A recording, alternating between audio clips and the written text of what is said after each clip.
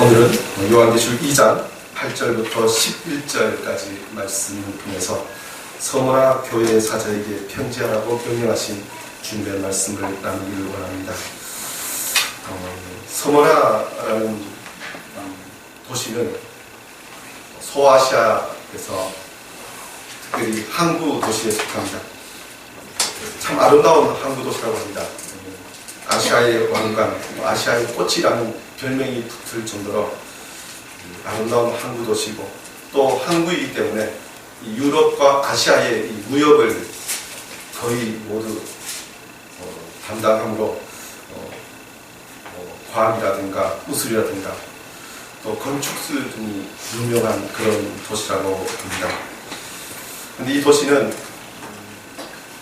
소아시아에 속해 있는데, 이 도시가 유명해진 것은 주전 195년경에 소아시아에 속해 있었지만 이 로마 제국에다가 충성을 맹세하고 모든 힘을 다하여 로마 제국에 충성하고, 또 그것을 위하여 로마 제국으로 더 많은 혜택을 받았던 그런 도시로 유명합니다.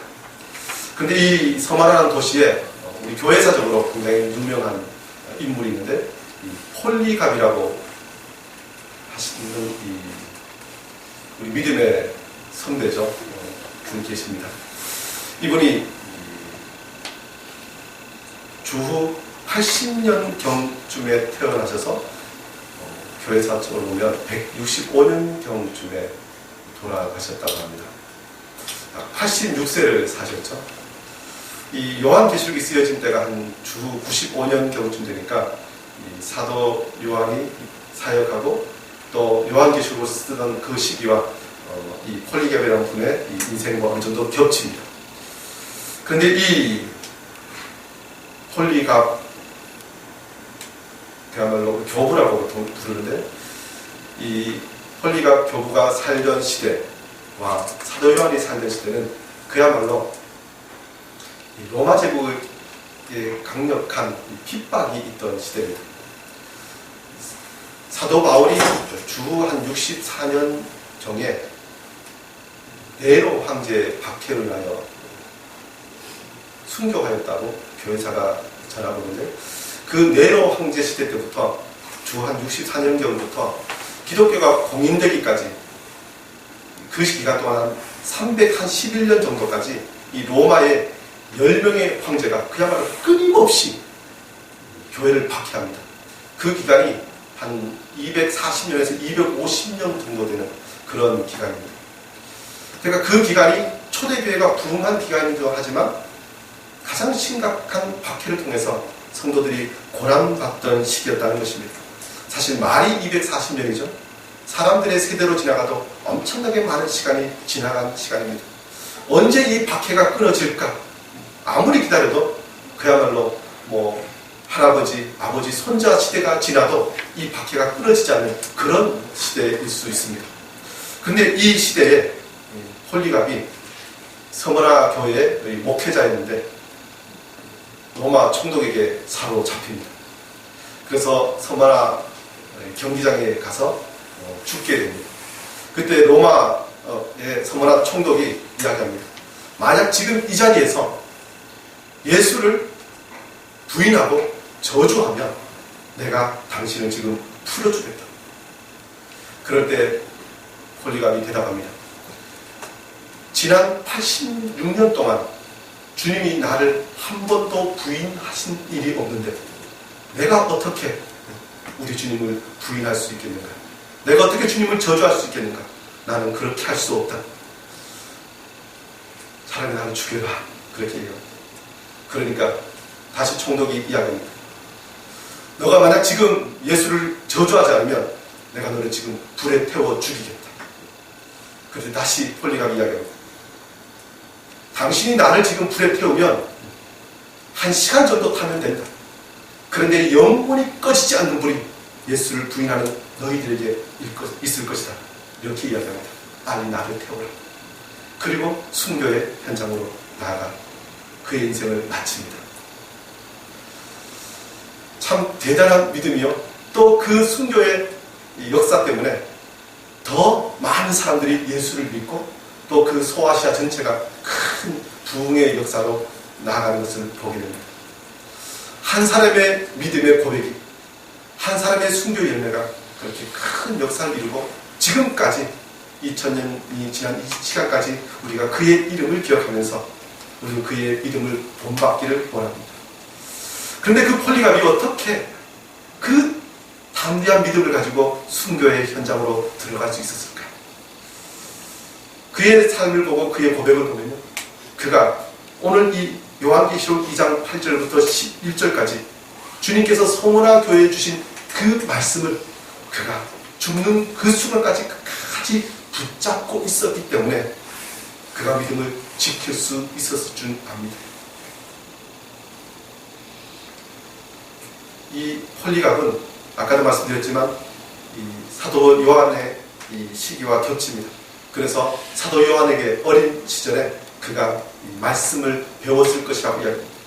그리고 사도 요한을 뒤를 이어서 목회를 하고 또 그가 서머나교회에 특별히 40년에서 한 60년 정도 그곳에서 하나님 말씀을 가르치고 많은 사람들에게 영향력을 미쳤는데, 사실 사도 요한이 주님 곁으로 간 이후에 그가 이 요한계시록을 통해서 전해준 주의 말씀을 끝까지 붙들고 많은 사람들에게 권면하고 가르침으로 하나님의 뜻을 이루어가는데, 저와 여러분도 이 시대에 다시 한번 이 요한계시록 2장 8절부터 11절까지 서문화교회에 주신 말씀을 통해서 다시 한번 믿음을 지키고 주님께서 우리에게 원하시는 것이 무엇인지 보기를 원합니다.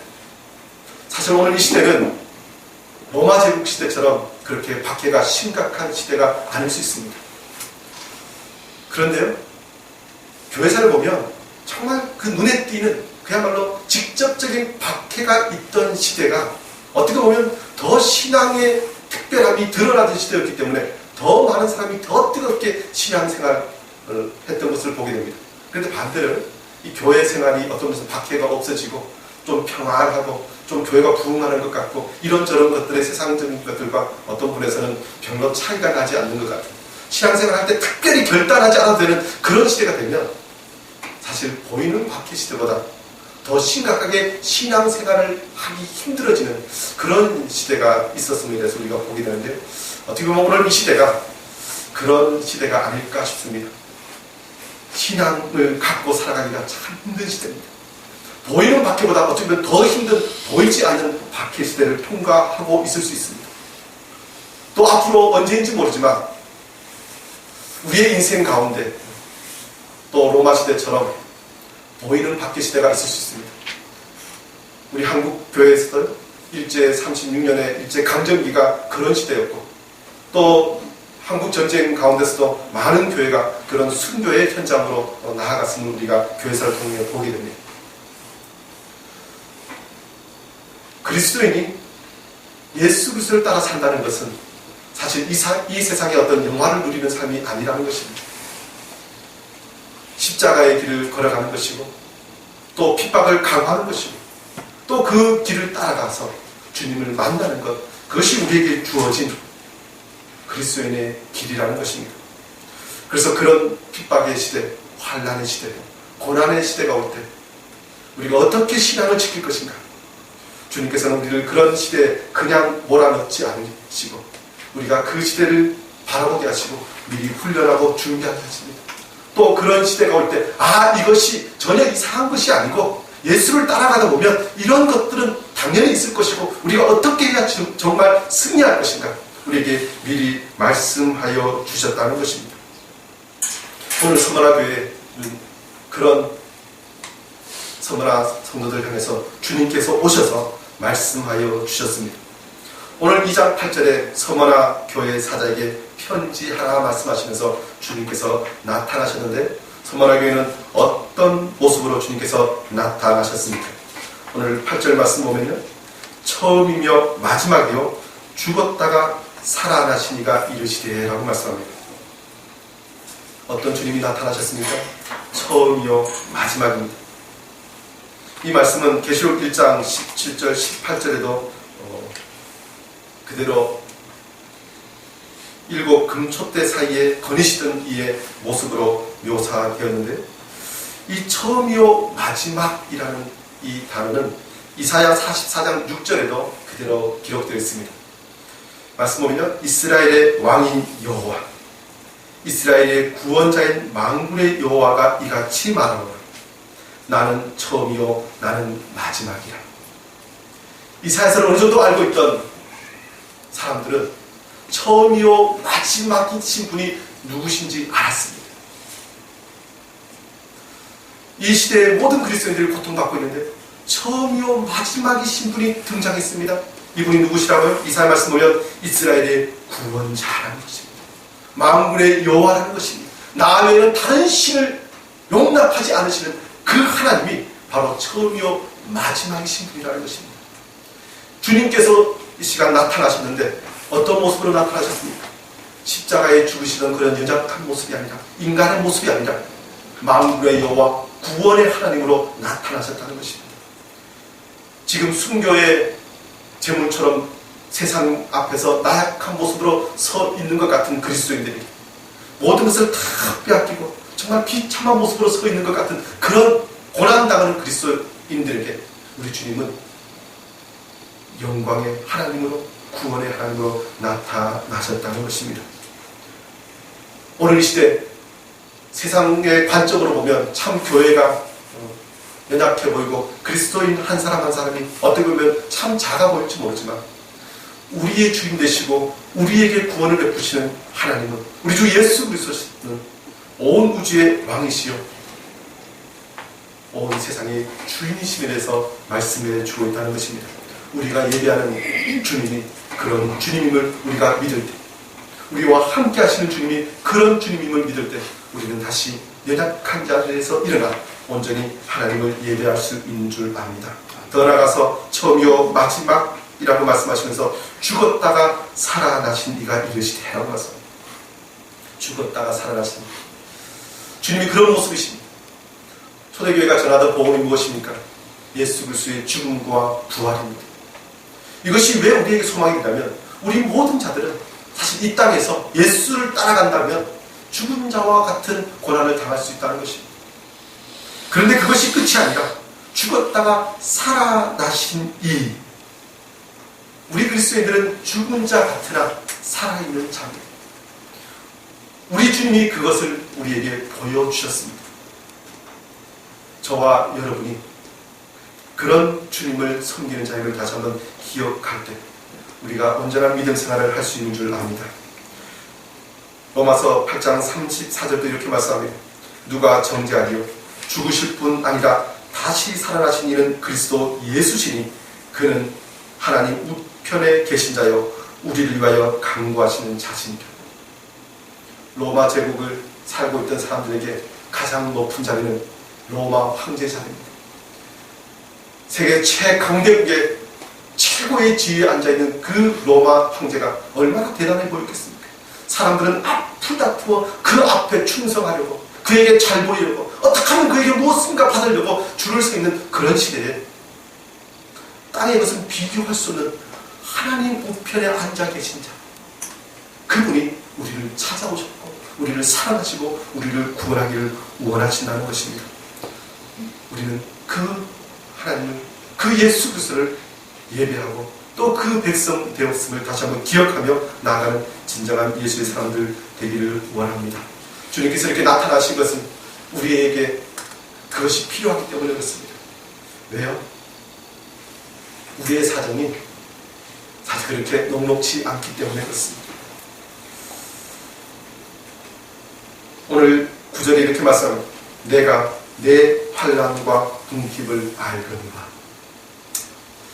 하나님 믿으면 모든 것이 잘 풀려서 부자가 되고 어려움 없고 정말 세상 사람들이 부러워할 만한 그런 자리로 나아갔으면 좋겠는데 오늘 서문화 교회 사람들은 환난과 궁핍한 자리에 있다는 것입니다.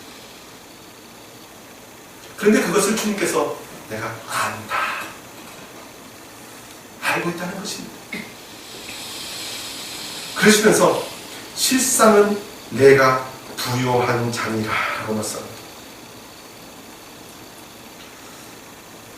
로마 제국 시대에 핍박을 당할 때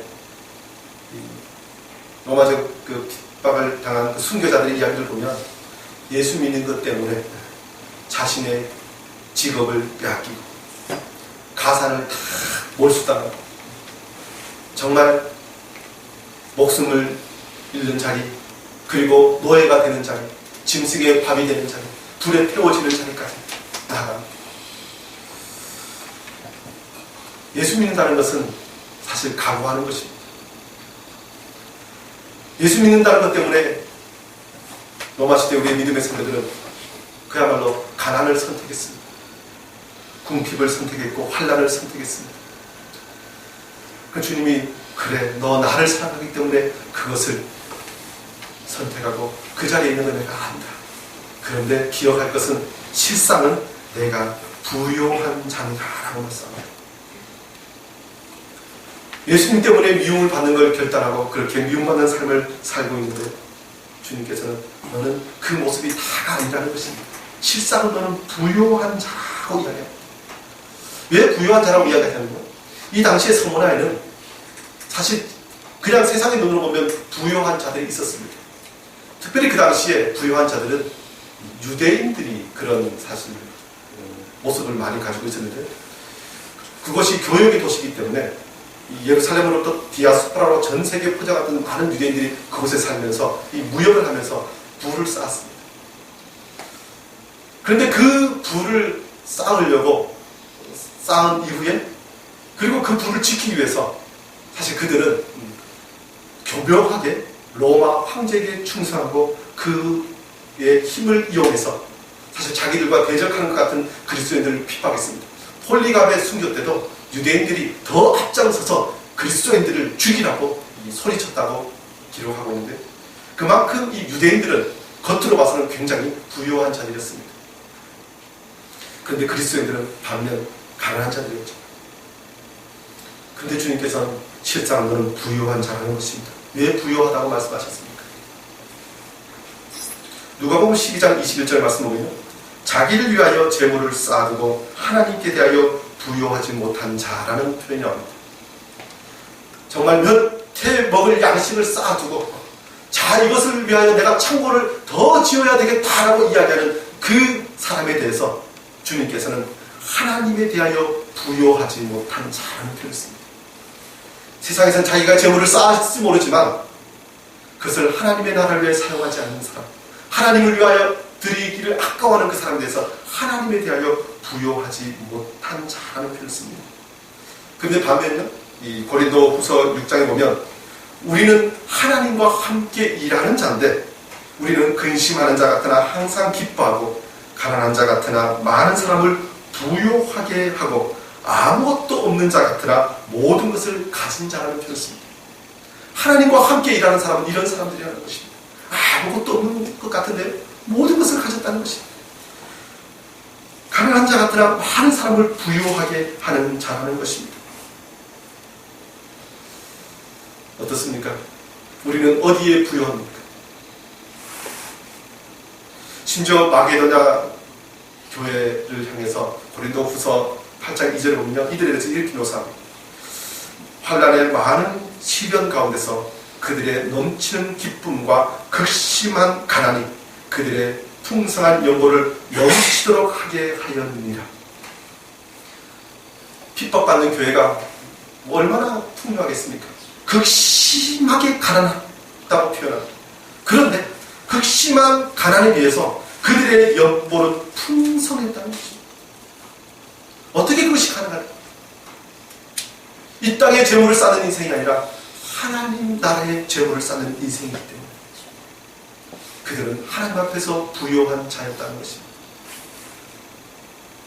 이 땅의 것은 잠시 잠깐 있다가 사라지고 썩어지고 없어질 것입니다. 그러나 하늘에 있는 그 창고에는 도둑도 동록도 침범하지 못한다고 묘사합니다. 저와 여러분이 이 마지막 때 무엇에 우리의 인생과 우리의 물질과 우리의 모든 것을 투자할 것인가? 하늘의 영원한 곳에 투자하는 진정한 부자가 되기를 원합니다. 하나님께서는 그런 사람들에게 하나님 나라를 상속으로 주신다고 했습니다. 사실 이 땅에서는 집 한 채가 갖기가 얼마나 힘듭니까?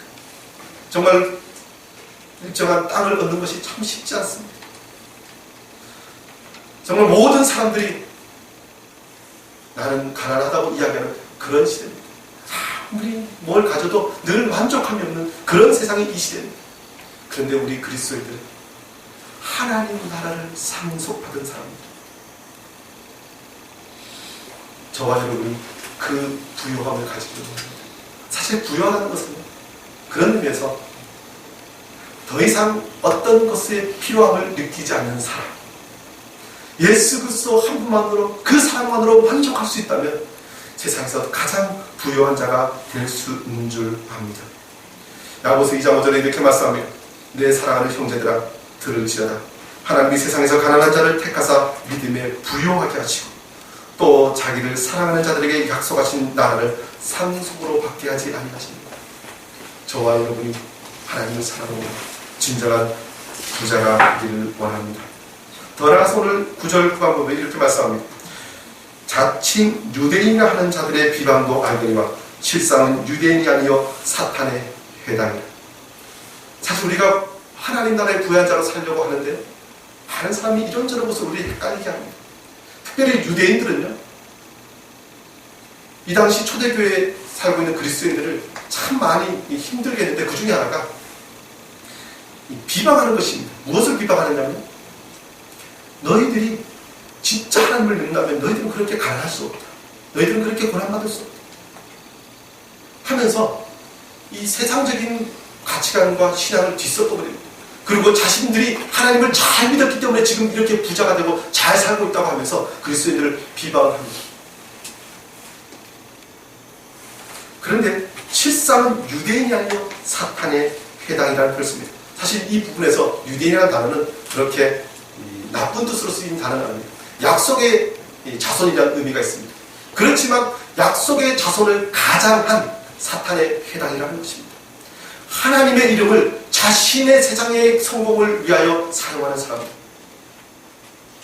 하늘의 보화를 쌓기보다 땅의 것을 더 사랑하는 사람들, 그 사람들이 하나님의 백성이 아니라 사탄의 회당이라는 것입니다.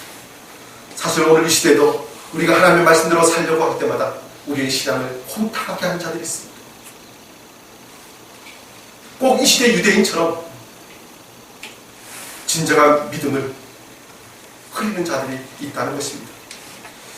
예수님 당시에도 이런 사람들이 있었죠. 서기관과 바리새인들을 향해서 세례요한이 이렇게 이야기합니다. 독사의 자식들아, 누가 너희를 가르쳐 임박한 진노를 피하라 하느냐. 겉으로는 예수를 잘 믿는 것처럼 그렇게 이야기하고 자신의 삶을 자랑했는데 하나님은 독사의 자식들이라고 부르셨습니다. 주님께서도 그렇게 서기관과 바리새인들을 향해서 이 회칠한 무덤이라고 이야기했습니다. 오늘 이 시대 어떻게 보면 신앙을 교양인 것처럼 자신을 치부하고 성공의 도구로 사용하려고 하는 사람들이 많이 있는 그런 시대가 되었습니다. 사실 그것 때문에 복음의 빛이 많이 사라지고 있는 그런 시대입니다. 이런 시대에 저와 여러분 다시 한번 주님께서 우리에게 주시기를 원하시는 진정한 구원, 진정한 생명을 소유하고 그 말씀대로 살아가기를 원합니다. 그래서 우리는 다시 한번 신앙생활하면서 정말 신앙의 본질이 무엇인지, 하나님께서 우리에게 주시기를 원하시는 진정한 것이 무엇인지 바로 보아야 합니다. 그래서 세상을 바라볼 때나 우리 자신의 인생을 바라볼 때 제대로 된 성경적 가치관을 가지고 예수 그리스도의 눈으로 그것을 바라보는 저와 여러분이 되어야 할 줄 믿습니다. 앞으로 우리에게 이런저런 일들이 있을 것입니다. 그럴 때 우리가 이 모든 것을 어떤 자세로 대하여 할 것인가. 오늘 10절 가서 보면 너는 장차 받을 고난을 두려워하지 말라라고 했습니다. 장차 받을 고난을 두려워하지 말라. 이 말씀은 우리에게 실제적으로 고난이 있을 것이라는 것입니다. 사실 고난 좋아하는 사람이 어디 있겠습니까? 저도 목사지만 할 수 있는 대로 힘든 건 없었으면 좋겠습니다. 고난 없었으면 좋겠습니다. 핍박 없었으면 좋겠습니다. 그냥 평안하게 살았으면 좋겠습니다. 그런데 그리스도의 이름으로 살려고 하면 이런 일이 있을 것이라는 것입니다. 그것이 자연스럽고 정상적인 일이라는 것입니다. 그런데 그런 일이 올 때 두려워하지 말라. 사실 두려움이 일어납니다. 믿음의 많은 선배들도 나는 두렵지 않아, 나는 이길 수 있어 하고 처음부터 간 사람은 그렇게 많지 않습니다. 늘 믿음대로 살려가면 이런저런 것으로 두려워할 만한 상황들이 있습니다. 그런데 그런 일이 있을 때 다시 한번 주의 약속의 말씀을 기억하고 두려워하지 말라는 것입니다. 하나님께서 우리와 함께 하시기 때문에 그렇습니다. 또 이런 일들을 당할 것이니 미리 잘 준비하라고 우리를 훈련시키시고 미리 말씀하여 주셨기 때문에 우리가 두려워하지 않을 수 있습니다. 이사야 44장 8절에 이렇게 말씀하십니다. 너희는 두려워하지 말며 겁내지 말라. 그런 사정들이, 그런 상황들이 올 것입니다. 그러나 두려워하지 마십시오. 겁내지 마십시오. 사실 어떤 싸움이 딱 들어가면 그것이 닥치기 전에는 사실 겁나고 두렵습니다. 그러나 정말 싸움의 현장에 딱 들어가면 사실 겁나고 두려우면 지금 당장 정말 싸워야 합니다. 한참 싸우다 보면 주님께서 우리와 함께 하셔서 승리할 수 있는 줄 압니다. 오늘 목표에 보면 그 모든 것 이후에 이기는 자라는 표현을 씁니다. 우리에게 이길 수 있는 비결을 주셨다는 것입니다. 이기는 비결을 주셨지만 사실 그 싸움이 녹록치 않은 싸움에 대해서 이렇게 말씀하죠. 볼지어다 마귀가 장차 너희 가운데서 몇 사람을 옥에 던져 시험을 받게 하리니. 옥에 던져 시험을 받게 할 것이라는 것입니다. 뭐 요즘은 일본으로 감옥 가려고 하는 사람도 있다는 이야기를 듣습니다만, 옥에 갇힌다는 것은 옛날에는 사실 생명을 담보할 수 없는 그런 것입니다. 사실 요즘 이 서머나 교회와 같은 그런 환란을 겪고 있는 교회에 대해서 우리가 살펴보면 지금 저 북한에 있는 교회가 지금 이 서머나 교회 같은 극심한 환란을 당하고 있다는 이야기를 듣습니다. 세계 이 선교 보고를 보면 전 세계에서 가장 지독한 박해가 지금 일어나고 있는 것이 이 북한입니다. 그것에 예수 믿는다는 것이 발각되기만 하면 노동교화소에 강제 수용소에 들어가는, 그곳에 들어가면 더 이상 인권이라는 것이 없다는 것입니다. 심지어 그곳에 들어가면 그야말로 6개월, 1년 안에 시체로 죽어져 나오는 일들이 너무 빈번하다는 것입니다. 옥에 갇힌다는 것은 이미 자신의 생명이 자신의 것이 아닌 그런 상황입니다. 예수 믿는 것 때문에 옥에 갇힐 것이라는 것입니다. 그런데 여기에 시험이라는 단어가 무엇입니까? 오늘 이 주체 보면 마귀가 장차 너희 가운데서 몇 사람을 옥에 던져 시험을 받게 하리니 라고 말씀합니다. 할 수만 있으면 마귀는, 사탄은 우리가 하나님의 복을 받지 못하도록, 그 생명을 누리지 못하도록 우리를 시험할 것이라는 것입니다. 그런데 하나님께서 이 시험이라는 단어는 욥을 하나님께서 마귀에게 그냥 내어주시면서 그 욥에게 그야말로 갑절의 축복을 주시려고 그 모든 시험을 통과하게 하셨던 것처럼 우리에게 더 정금 같은 믿음을 보시려고 우리를 내어주시고 허용하셨다는 것입니다. 이것은 하나님의 힘이 없으셔서 그렇게 하신 것이 아니라 우리에게 더 놀라운 생명, 정말 죽음 위에 있을 부활을 주시기 위해서 우리를 그렇게 내어주셨다는 것입니다. 그러나 그 모든 과정을 통해서 하나님은 영광을 받으시겠다는 것입니다. 세상의 그 어떤 것보다도 나는 주님을 더 사랑합니다 고백하는 그의 백성들을 통해서 마귀 앞에서 보아라고 자랑하고 싶으시다는 것입니다. 저와 여러분이 그렇게 하나님의 자랑이 되기를 원합니다. 그러기 위해서는 시험을 통과해야 합니다. 우리에게 있는 환난, 옥에 갇히는 것 같은 그 고통, 하나님께서 우리를 더 사랑하셔서 더 놀라운 상급을 주시기 위해서 허락하신 줄 믿고 우리가 그것을 두려워하지 않기를 원합니다. 그런데 이것을 두려워하지 않을 이유 중에 하나가요, 너희가 10일 동안 환난을 받으리라. 이 10일이라는 단어는 어떻게 보면 좀 굉장히 긴 기간일 수도 있습니다만 어떤 사람이 좀 짧은 시간일 수 있습니다. 중요한 건 이 10일이라는 기간은 그야말로 기한이 있다는 것입니다. 끝이 있다는 것입니다.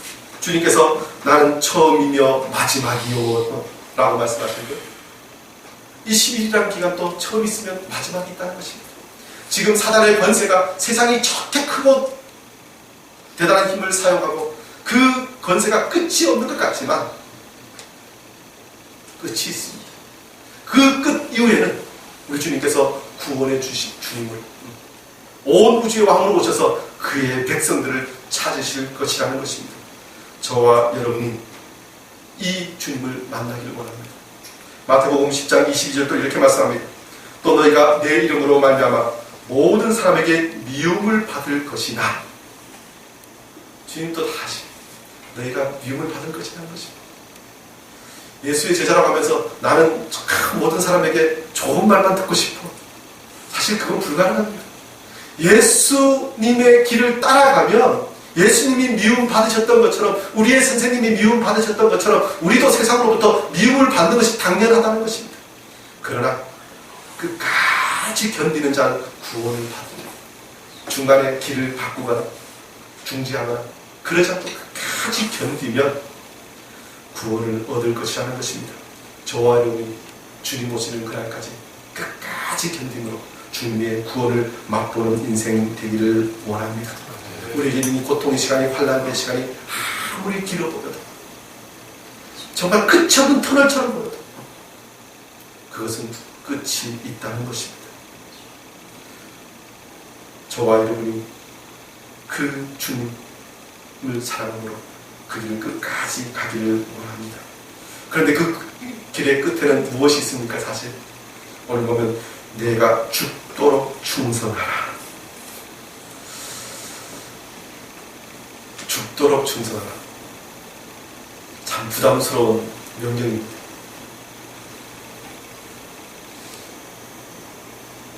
우리도 인생을 살아가면서 다 빼앗겨도 건강만 지킨다면, 생명만 있다면 좀 그건 후순위의 문제라고 이야기하기도 합니다. 그 정도로 생명은 중요합니다. 정말 다 해도 죽지만 않으면 되겠지 뭐 이렇게 이야기하는 것도 들어보았습니다. 그런데 주님께서는 우리에게 죽도록 충성하라고 말씀합니다. 주님께서 왜 이렇게 말씀하십니까? 먼저는 주님께서 죽도록 충성하셨기 때문에 그렇습니다. 죽었다가 살아나시니, 이 표현에는 주님께서 죽으셨다는 것입니다. 그의 아버지 하나님을 위하여, 우리를 나라와 제사장으로 삼으시기 위하여 주님께서는 죽도록 충성하셨습니다. 우리를 살리시기 위하여 주님은 죽으셨습니다. 그런데 그 주님을 따라가는 제자라고 하면서 우리는 적당히 걸어가서는 안 된다는 것입니다. 사실 요즘 어떤 사람들은 이렇게 말합니다. 신앙생활도 적당히 해야지, 이러면서 아주 교양적인 사람이나 이야기하는 사람들을 제가 본 적이 있습니다. 그런데 신앙은요, 그렇게 적당히 해서는 안 됩니다. 신앙생활은 생명을 걸어야 합니다. 우리가 그저 세상의 어떤 가벼운 것을 얻으려고 우리가 신앙생활하는 것이 아니라, 사실 우리가 예수 그리스도의 그 핏값을 주고 산 생명이 사실 생명이기 때문에 우리가 주님을 따라가면 십자가의 길이 당연히 있을 것입니다. 그것이 우리가 예수를 따르는 증거가 될 것이기 때문에 우리는 죽도록 충성해야 한다는 것입니다. 저와 여러분이 죽도록 충성하는 인생 되기를 원합니다. 부담스러운 말씀이지만 주님, 이제는 내 생명은 나의 것이 아니기 때문에, 이제 내 안에 사시는 예수시기 때문에 예수님처럼 산다고 우리가 결단하였다면 주님처럼 우리도 죽어야 한다는 것입니다. 생명을 걸고 신앙생활을 했으면 좋겠습니다. 나의 모든 것을 다 드려 주님 앞에 충성하기를 원합니다. 사실 충성한 단어는요, 이 성실과 신실한 단어가 더 연결됩니다. 사실 대단한 것보다 사실 매일매일 우리가 주님의 약속의 말씀 붙들고 살아가는 것 자체가 사실 죽음과 같은 시간입니다. 그러나 그 시간 통과한 이후에는 주님께서 우리에게 약속한 것이 있습니다. 그것이 무엇입니까? 그리하면 내가 생명의 관을 내게 주리라 라고 말씀합니다. 그 당시 로마 황제에게 충성하거나 이런저런 것을 하면 로마 황제가 분봉왕을 내려주면 정말 임금의 관을 씌워주면서 그의 충성을 기립니다. 그런데 주님께서는 우리가 주님께 죽도록 충성하면 생명의 관을 주신다고 말합니다. 생명의 관의 값이 얼마일까요? 사실 금이나 은, 보석은 세상의 가치로 어떤 값이 있을 것입니다. 그러나 세상에 돈 주고도 살 수 없는 것이 무엇입니까? 생명입니다. 그 생명이 우리에게 영원한 생명을 주시면서 그 모든 것을 갚아 주실 것이라고 말씀합니다. 사실 우리는 이것만 누리면 됩니다. 주님은 참 계산이 정확합니다. 생명의 관을 왜 주신다고요? 우리가 죽음의 값을 지불 어떤 분에서는 주님 앞에 보여주고 그것을 주님께서 그대로 갚으셔서 너의 죽음에 합한 생명을 이렇게 보상하여 주시는 것입니다. 사실 거저 얻어지는 것이 아닙니다. 주님께서 우리를 생명을 구하시기 위해서 자신의 생명을 내어주셨던 그 값으로 우리를 사셨습니다. 사실 그의 백성이라면 우리도 동일하게 주님을 따라서 우리의 생명을 드리고 주님께서 우리에게 주는 그 생명의 관을 받는 저와 여러분이 되어야 한다는 것입니다. 저와 여러분이 이 땅에서뿐만 아니라 영원한 생명의 관을 소유한 자들 되기를 원합니다. 천국 가면 우리에게 어떤 상급이 있을까요? 사실 이런저런 상급 이야기하지만 천국 가면 다 우리는 생명의 관을 가집니다. 사실 천국 가면 신분의 차별이 있겠습니까? 사실 남녀의 차별도 없는데 그곳에서 주님과 온전한 연합 생명을 누리면서 그 나라의 백성으로 살아갈 수 있습니다. 그러나 그 길을 위해서는 오늘 시대 주님과 온전한 연합을 이루고 그 십자가의 길을 가야 할 줄 믿습니다. 특별히 그 길을 제대로 가기 위해서 오늘 11절 이렇게 말씀합니다. 귀 있는 자는 성령이 교회들에게 하시는 말씀을 들을지어다.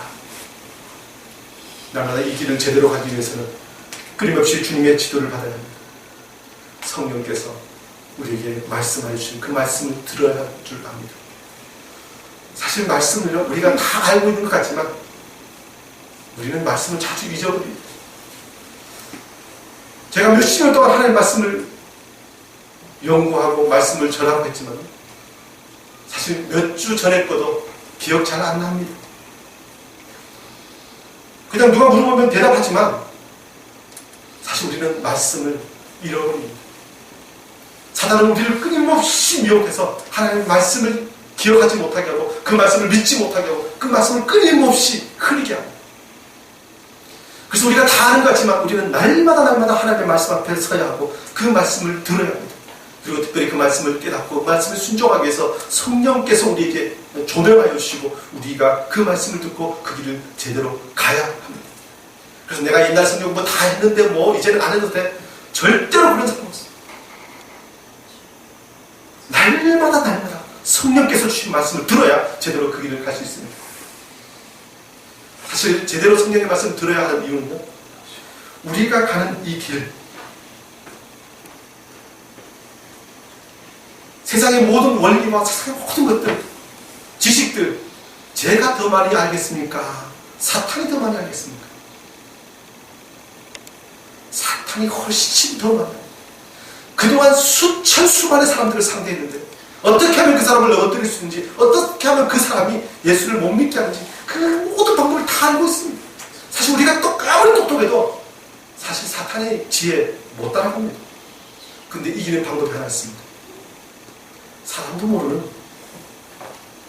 성령께서 날마다 새롭게 인도하여 주시는 그 방도, 그 길, 그 조명하심 따라가면 우리는 능히 사단을 이기고 주님께서 우리에게 주시길 원하시는 그 은혜, 그것을 누릴 수 있다는 것입니다.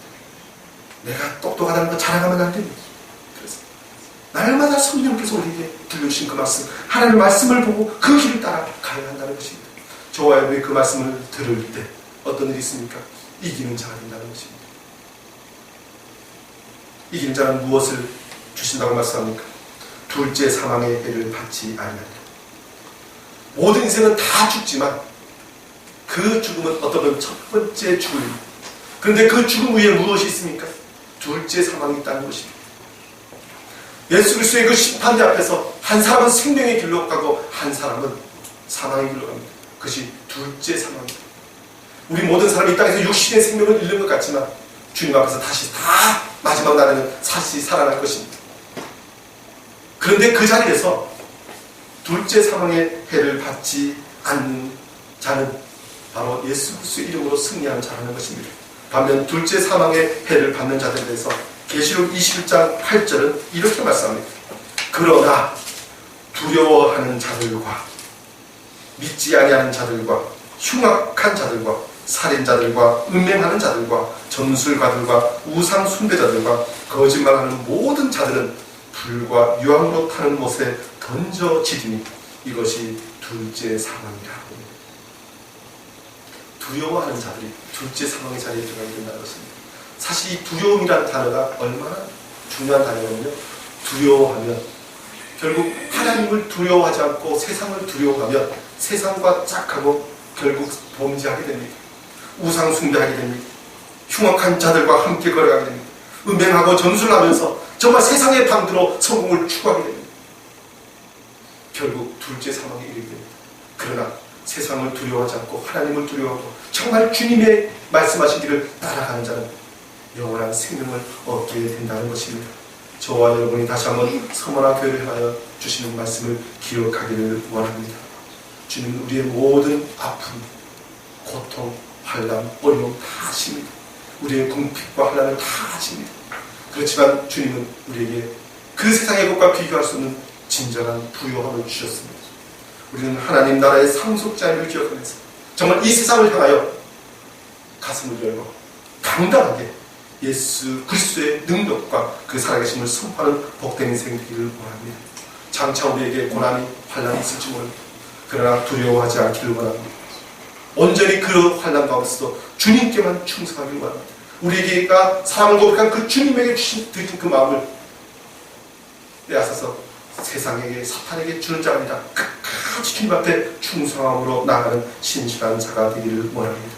이런 자에게 주시기 원하실 생명의 영원한 생명, 저와 우리 모두가 누리고 영원한 천국 백성 되는 은혜가 있기를 주의 이름으로 축원합니다. 기도하겠습니다.